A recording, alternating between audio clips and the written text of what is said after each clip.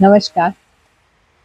मैं आप सभी के समक्ष वाचन कर रही हूँ दुष्यंत कुमार की कहानियों का। आज की कहानी का शीर्षक है मड़वा उर्फ माड़े। मैं आपसे पहले ही बता दूं कि मड़वा उर्फ माड़े को मैंने कभी नहीं देखा।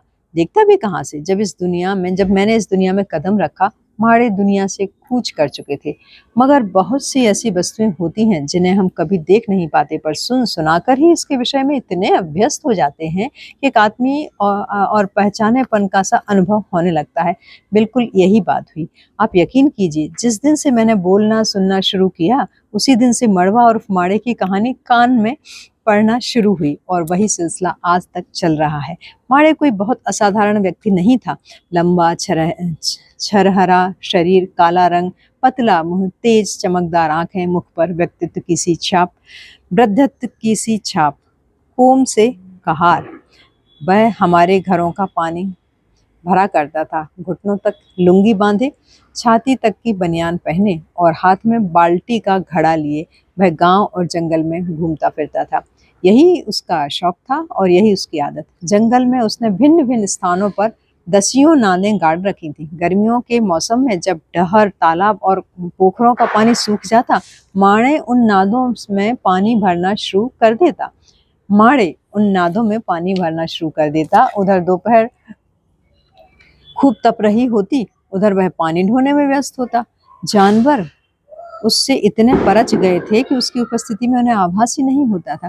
कहते थे जब माड़े जंगल में जाता, जंगल के सारे पशु और परिंदे उसके आगे इकट्ठे हो जाते।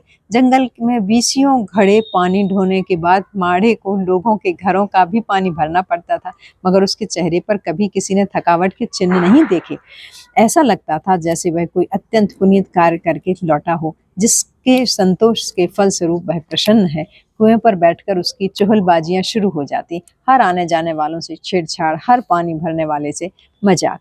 अरे रामी, अरे रामी, नास मीटे, तेरे मुंह में आग लगे, कब्र में पांव लटकाए बैठा है और शर्म नहीं आती? जरा अपने सफेद बालों का ख्याल तो करा कर। रामी फुड़ती हुई चिल्लाती। अरे रामी, बस कर बस कर, इतने फूल मत बरसा। मैं तेरी घिड़ी को ही तो कह रहा था री। जरा देख तो, रोजाना का पानी भरना, कभी तेल वेल लगाकर माड़े सफाई देता। हाँ, तू ही बड़ा आया है मुझसे कहने वाला। खबरदार जो मुझसे बोला, अन्नई, मुझसे बुरा कोई नहीं होने का। रामी चेतावनी देती और माड़े खीकार कर चुप हो जाता। तभी उधर से गुजर जाती लाली धोबन। माड़े फिर चहक उठता। अरे लाली, कभी कभी हमारी तरफ भी देख लिया कर। हम भी देख तुझे ही देखकर जिया करे हैं।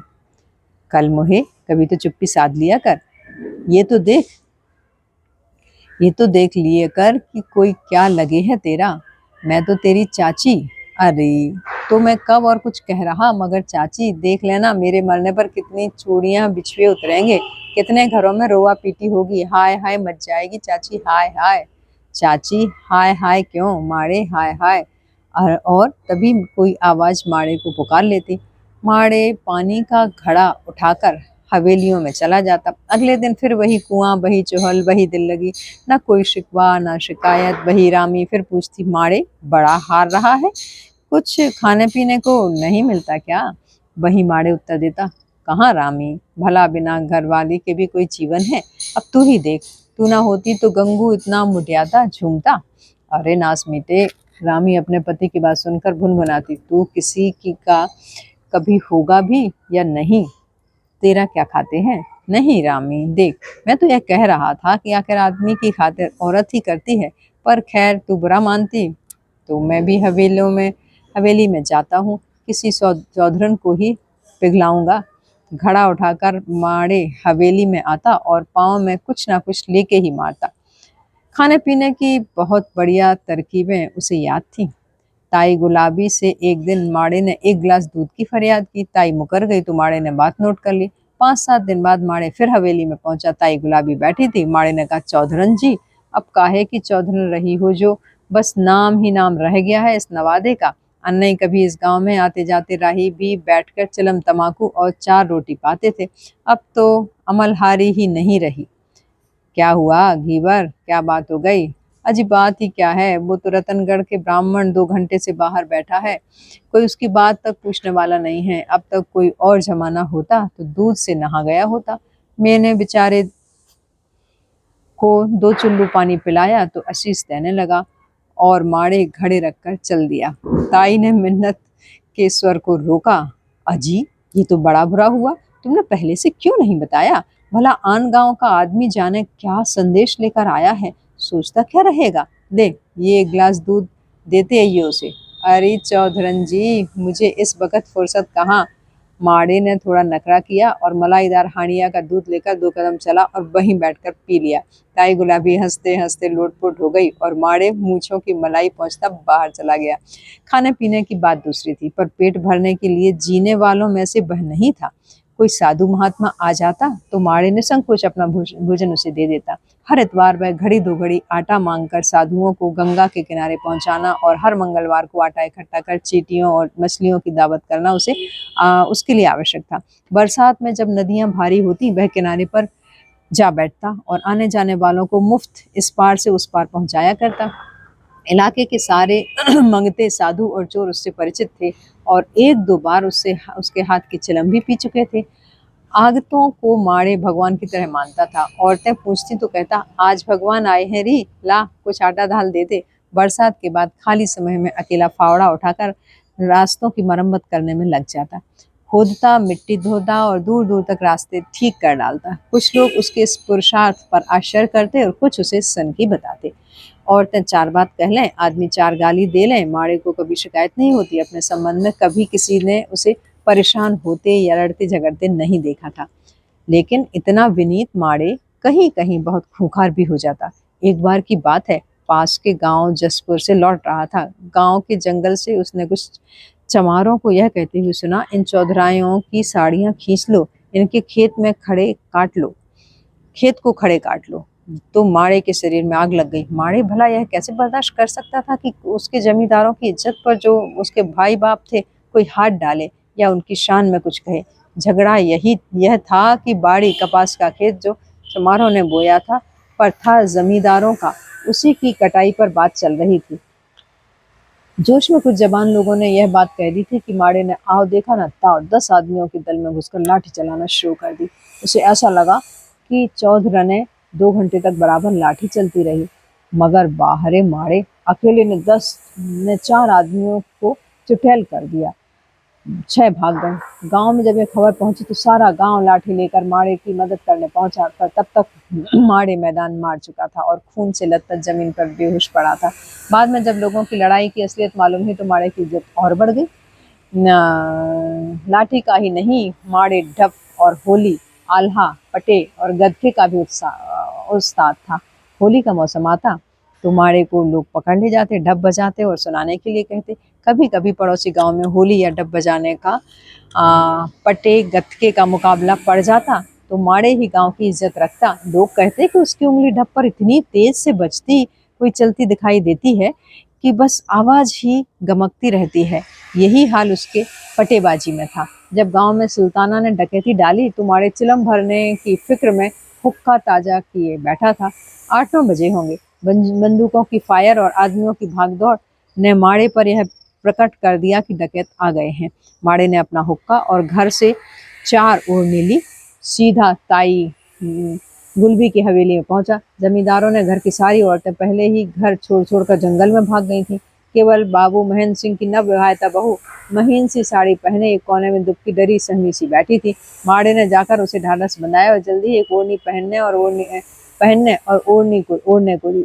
साथ ही तीसरी ओढ़नी में कुछ नगदी और बहू के गहने वगैरह बंधवा जान पर खेलकर उसने अपने साथ वहां छोड़ आ गया जहां और सब औरतें जमा थीं। थोड़ी देर बाद माड़े को हुक्के की तलब फिर लगी। सुबह चिलम लेकर गांव में चला गया और ठीक डकैतों के गोल में पहुंचकर उसने बीड़ी मांग लाया, क्योंकि आग उसके पास नहीं थी। लोग कहते हैं जब डकैती हो रही थी माड़े बीड़ी सुलगाए गांव के पश्चिम की ओर खड़े एक ऊंचे से दरख्त पर चढ़ा हुआ इतने मधुर दर्द भरे स्वर में अल्लाह गा रहा था। लुट गया सारा गांव लबादा पर जा खड़ी खड़ी चिल्लाए, जुलम गुजर गए पर लो हो गई अब कुछ रहा ठिकाना ना। धुआंधार चल रही है गोली, मच रहा भरे हाहाकार, जिन तिरियन के पग नहीं देखे, उन तिरियन के मुख दिखराए। दूसरे दिन सुबह होते ही लोगों ने देखा कि माड़े अपना सामान बांध रहा था। गुलबी ने पूछा, माड़े क्या बात है, कहाँ को चल रही? माड़े ने बड़े कष्ट के साथ उत्तर दिया, अब ऐसे गांव में रहने का धर्म नहीं जहाँ नावरत बसते हो। मैंने तो सबकी पूंछ उठाकर देख लिया, मुझे सब मादा दिखाई दिए, नर कोई नहीं मिला। फिर उसने बताया कि रात को उसने कितनी कोशिशें की, किस किस के पास गया कि कुछ आदमी इकट्ठा हो तो डकैतों का मुकाबला कर उन्हें गांव से भगा दिया जाए, पर कोई तैयार नहीं हुआ। सब ने कहा हमें अपनी जान प्यारी, मगर इज्जत किसी को प्यारी नहीं लगी। खैर, जाने कैसे लोगों ने माड़े को रोका। पुलिस जब डकैती की जांच के लिए आई तो साथ में अंग्रेज कप्तान और एक दो बड़े अफसर भी थे। सब लोगों को तहकीकात की गई। माड़े को भी बुलाया गया क्योंकि सभी लोग ने उसकी रात में उपस्थिति और साहसपूर्ण कार्यों की प्रशंसा की थी। साहब ने पूछा, बैल माड़े, तुम रात में महेंद्र सिंह की बहू को लेवाने गया? माड़े, जी हाँ सरकार। साहब, तुम रात में डाकुओं की बीड़ी मांग के लाया? जी हाँ सरकार। साहब, तुम रात में गांव को घूमता फिरा और लोगों के लड़ने के लिए पुकारता फिरा? जी हाँ सरकार। तुम्हें डर नहीं लगा? जी नहीं सरकार। साहब, बैल माड़े, तुम जंगल में रहता है, सुना है तुम जंगली जानवर के लिए पानी ले जाता है, साधुओं के लिए आटा ले जाता है? माड़े, जी हाँ सरकार। ठीक है। साहब, क्यों माड़े, तुम्हारा क्या ख्याल है? डकैतों को इस डकैती का भेद किसने दिया? माल का पता किसने दिया? माड़े, इन ऊंचे ऊंचे मकानों ने सरकार। साहब, तुम हरामजादा साला उल्लू, डकैत से मिला होगा दिखता है, तुम साला पानी और आटा दाल पहुंचाता था। और साहब की आंख के इशारे पर दरोगा ने उसे गिरफ्तार कर लिया। सारी गांव हैरत में आ गया। किंग कर्तव्य विमूढ़ की सी अवस्था हो गई। कुछ लोगों ने साहब के पास आकर उसकी सिफारिश करने की हिम्मत की, मगर खुद गोली खाकर और चोर की हिमायती कहलाकर लौट आए। अब करें भी तो क्या करें, कौन करे? आखिर माड़े बंद कर चला ही गया। महेंद्र सिंह ने कहा, दरोगा की बात होती तो 100-200 रुपए में निपट जाती, पर बात बड़े साहब तक पहुंच चुकी है। सब चुप चुप ही रहे। फिर मुकदमा हुआ और माड़े को 6 साल की सजा बोल दी गई। लोग कहते हैं कि माड़े के जाने के बाद जंगलों में शोर मच गया। पशु और परिंदे बेचैन से घूमने लगे। बहुत से पेड़ जिन्हें माड़े ने अपने हाथ से लगाया था, पानी के अभाव में सूख गए। रामी, बहन, लाली, धोबन को किसी ने मजाक करते नहीं सुना। पनघट निस्तब्धता रहने लगी। पनघट पर निस्तब्धता रहने लगी। लोग यह भी कहते हैं कि जब माड़े जेल से लौटकर आया और उसने गांव, जंगल और पशु पक्षियों की ऐसी लावारिश हालत देखी तो उसे गहरा सदमा हुआ। उसके लगाए हुए अनेक पेड़ों में से केवल 5 आम के पेड़ बचे रहे थे, जो आज पंच पेड़ों के नाम से प्रसिद्ध हैं। उन्हीं पेड़ों के नीचे दुख में घुलती हुई माड़े ने एक दोपहर को प्राण त्याग दिए। वही एक दोपहर ऐसी बीती जब उसकी उपस्थिति में भी पशु पक्षियों को पानी नहीं मिला। उन्हीं पशु पक्षियों ने के कातर क्रंदन से गांव वालों को खबर मिली कि माड़े चल बसा।